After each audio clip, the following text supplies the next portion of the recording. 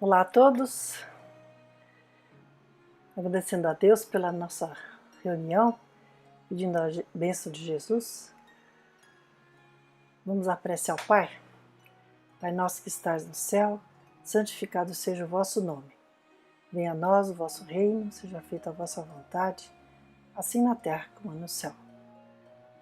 O pão nosso de cada dia nos dai hoje, perdoai as nossas ofensas, Senhor, assim como procuramos perdoar os nossos ofensores. Não nos deixeis cair em tentação e livrai-nos do mal. Graças a Deus e graças a Jesus. Nós comentamos a semana passada sobre a questão da perpetuação de ódios e vinganças pela falta do perdão. Espíritos rancorosos que passam muitas vezes várias existências perseguindo seus inimigos. Comentamos também que temos que perdoar a nós mesmos para não cultivarmos culpas e abrirmos brechas sintonizando com más influências. E o que são essas más influências, né? São esses espíritos infelizes que um dia foram prejudicados e que buscam a vingança. Eles procuram suas vítimas no espaço e, na medida em que captam maus pensamentos de raiva contra alguém, vingança ou sentimentos de culpa também, né? Eles encontram seus desafetos, seus pensamentos combinam, né? Estão na mesma sintonia. E uma vez estabelecida a conexão, esses irmãos passam a perseguir suas vítimas. Então trata-se de um círculo vicioso. Espíritos que um dia foram algozes e que no desencarne de suas vítimas passam a ser perseguidos por essas vítimas que se tornam seus obsessores. Ao desencarnar, o obsediado se torna obsessor e assim por diante.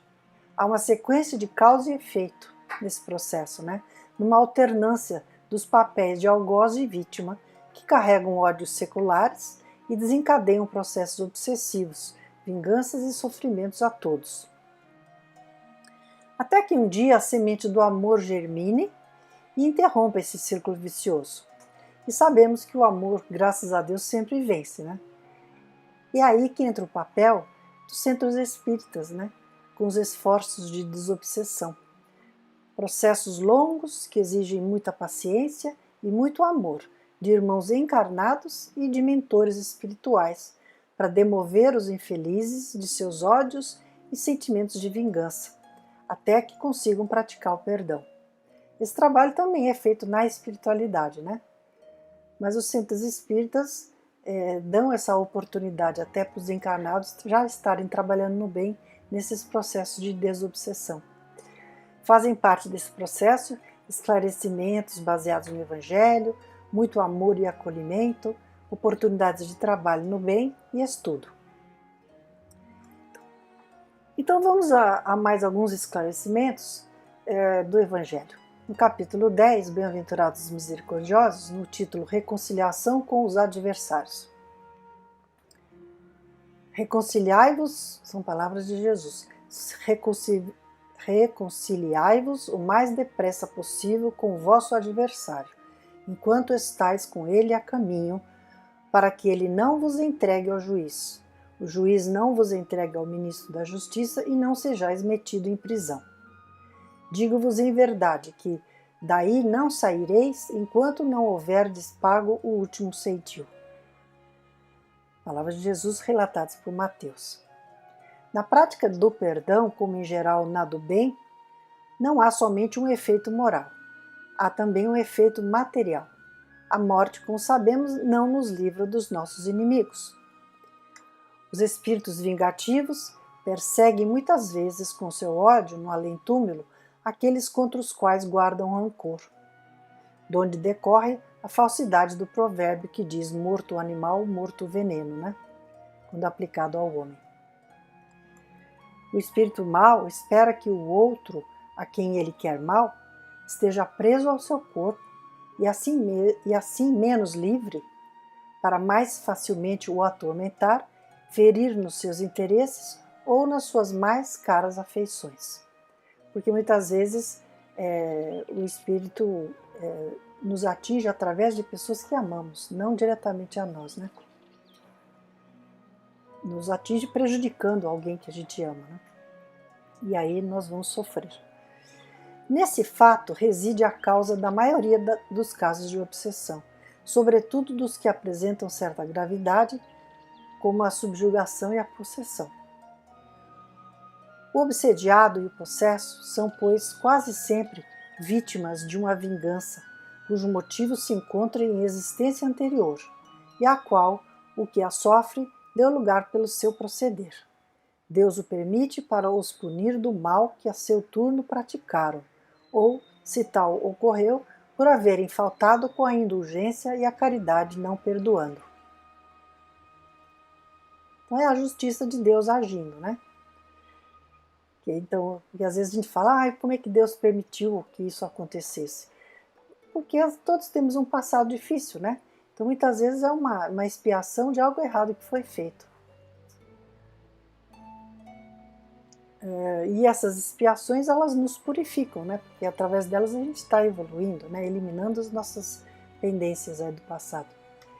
Importa, consequentemente, seguindo aqui no Evangelho, do ponto de vista da tranquilidade futura, que cada um repare quanto antes os agravos que haja causado ao seu próximo, que perdoe aos seus inimigos, a fim de que, antes que a morte lhe chegue, esteja apagada qualquer motivo de dissensão, toda a causa fundada de ulterior animosidade.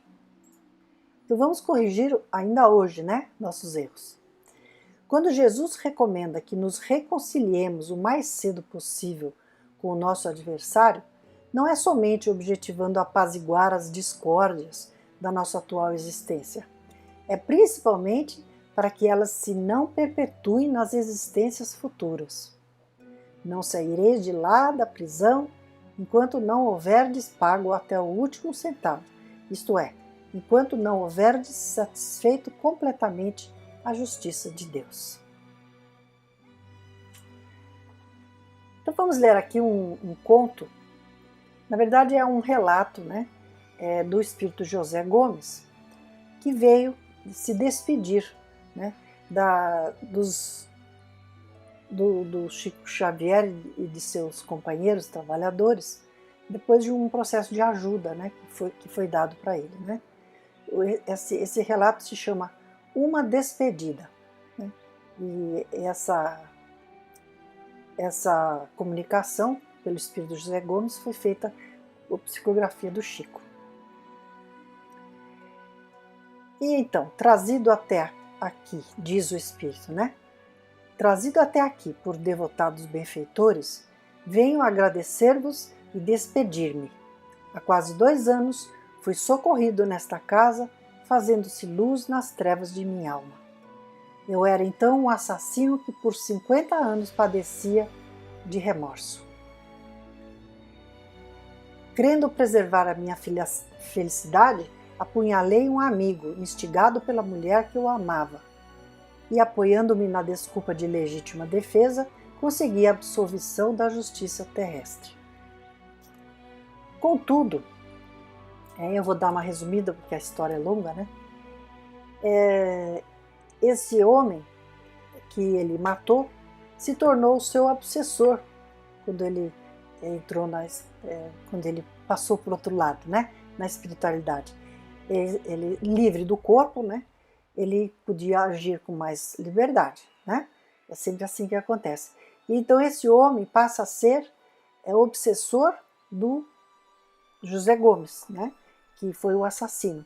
E em poucos meses, esse obsessor ligado ao corpo de José Gomes levou-o a se adoecer. Então ele diz, sucumbi devorado por estranha moléstia que desafiou todos os recursos da medicina. Aí ele fala, ai de mim, nas raias da morte, apesar do conforto que me era oferecido pela fé, através de um sacerdote, ou seja, normalmente as pessoas chamam, né, um sacerdote para extrema unção, né, fazer aquelas preces e tal, não estava adiantando. Apesar de tudo isso, não encontrei para mentalizar senão o quadro do homicídio que perpetrara. à maneira do homem vitimado por tormentoso pesadelo, sem sair do leito em que se acolhe a prostração, vi-me encarcerado em meus próprios pensamentos, vivendo a tortura e o pavor que alimentava no campo da minha alma. Sempre o terrível painel a vibrar na memória. Então ele se fixou, né, no crime que ele tinha cometido, já no leito de morte e depois também na vida espiritual. E aí ele relata um companheiro infeliz, então ele relata o sonho dele, né, os pensamentos. Um companheiro infeliz suplicando indefeso, não me mate, não me mate. A presença da mulher querida. Os gênios do crime a gargalharem junto de mim, porque os outros espíritos das trevas, eles concorrem, né, para piorar as situações e eles se comprazem, né, com os sofrimentos. Os gênios do crime a gargalharem junto de mim e a calma impassível da noite com a minha cólera a se manifestar. Em me cansando de enterrar a lâmina na carne sem resistência, ou seja, ele ficava continuamente pensando no assassinato, em que ele enterrava a lâmina na carne da vítima, né? Em me cansando de enterrar a lâmina na carne sem resistência, ele se jogava ao chão, né? E uma onda esmagadora de sangue levantava-se do chão. Olha que coisa horrível.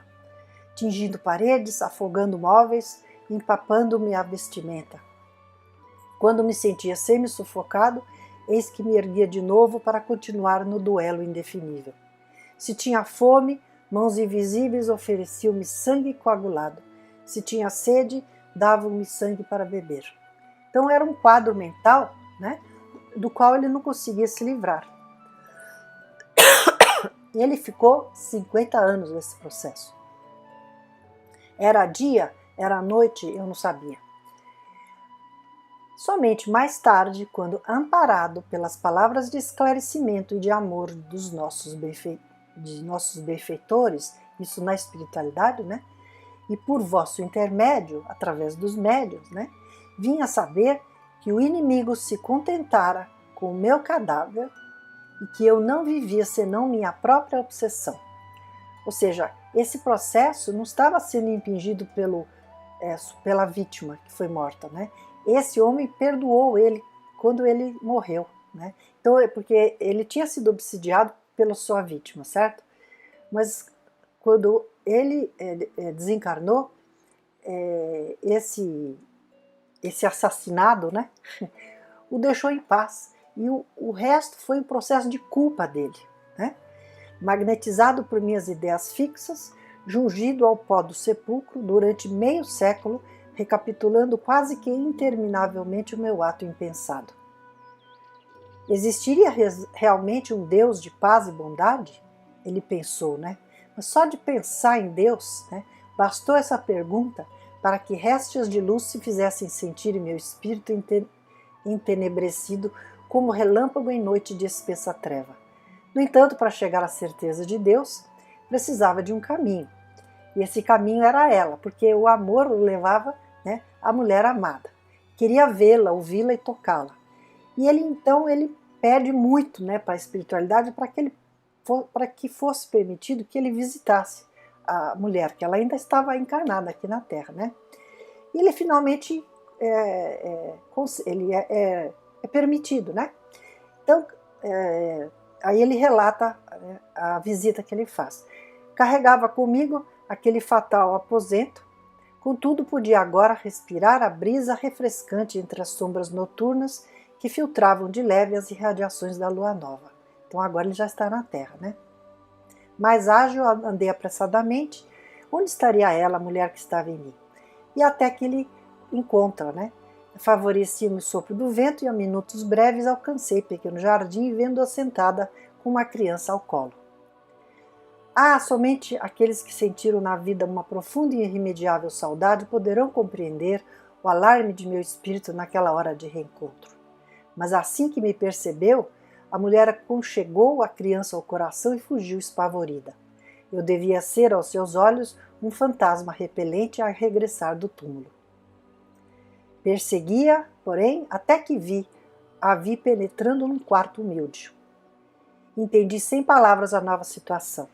enlaçada a um homem que lhe partilhava o leito, reconheci sem explicações verbais que o filhinho nasciturno era o meu velho rival, que o homem desconhecido era-lhe agora o esposo, outro adversário que me cabia vencer. Então aquele homem que ele tinha assassinado reencarnou como filho da mulher que ele amava. E agora ele está vendo outro rival, que era o segundo marido dela, né? E ele tinha desencarnado. Então, o ódio passou a estourar-me o crânio. Você vê como é que é complicado, né?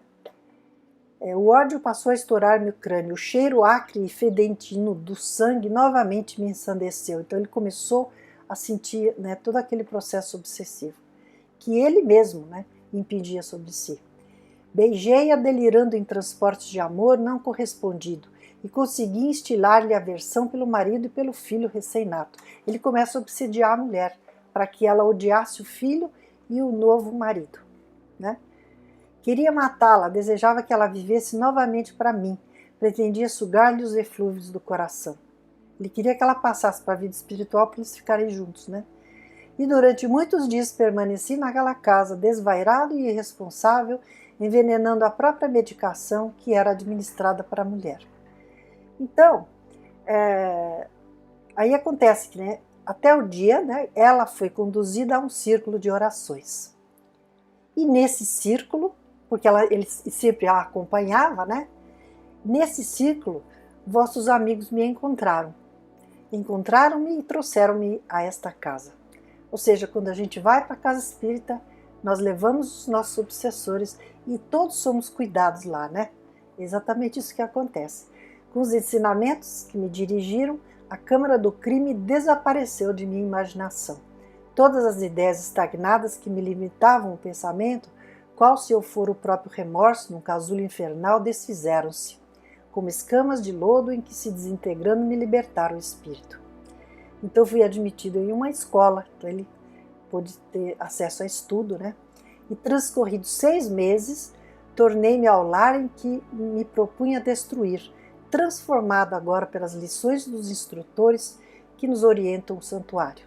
Novos sentimentos me vibraram no coração. Ela foi tratada, né? Se curou da obsessão que ela sentia dele. Ele foi tratado, se curou de todo aquele ódio, né? E ele diz, né? Compadeci-me daquela que sofria tanto e que tanto se esforçava por reabilitar-se perante a lei. Contemplei-lhe o filhinho e o esposo tomado de viva compaixão, achava-me renovado. Compreendi então convosco que o coração humano, concha divina, pode guardar consigo todos os amores. Aquela por quem me perdi ser-me-á devotada mãe. Então ele vai reencarnar como o segundo filho dessa mãe, que era a esposa dele, né? Terei um pai humilde, que é o novo marido, né? Generoso e trabalhador, abençoando-me o restabelecimento moral, e em meu irmão, o antigo rival, né? Já renascido, encontrarei não mais o antagonista, mas o companheiro de provação com quem restaurarei o destino. Então ele passa a ter um amor de filho para pai, né? Com esse novo segundo marido da mulher. Ele passa a ter um amor fraternal, né? Com aquele homem que ele assassinou, né? E ele passa a ter um amor de filho para a mãe, né? Com a antiga amada, né? Aqui então ele diz, né? Ante o coração que me estimula a esperança, não mais direi mulher que eu desejo, e sim mãezinha querida. Partirei desse modo, né? Não para a companhia dos anjos, mas para o convívio dos homens, refazendo meu próprio caminho e regenerando a própria consciência. Por isso que é importante, né, a gente em família entender nessas dificuldades que nós temos com os nossos parentes em geral, né, porque Deus nos coloca juntos justamente para a gente se entender, né, e temos que nos entender, né. E ele termina, né, meus amigos, até amanhã, bendito seja Deus. Bastante esclarecedor, né? E fica assim a pergunta, por que a gente não se empenha, né, para interromper mais cedo esses processos de sofrimento? Perdoar, deixando para Deus a aplicação da justiça, trabalhar no bem e cultivar bons pensamentos para não nos conectarmos a más influências, que são tantas, né, devido ao nosso passado difícil. Fazer prece aos inimigos para que eles se livrem das amarras do ódio, né? E aprendam a perdoar. E nos dedicarmos aos estudos e ao trabalho no bem, né? Compreendendo melhor as questões da vida espiritual. Certo? Até a semana que vem. Obrigada.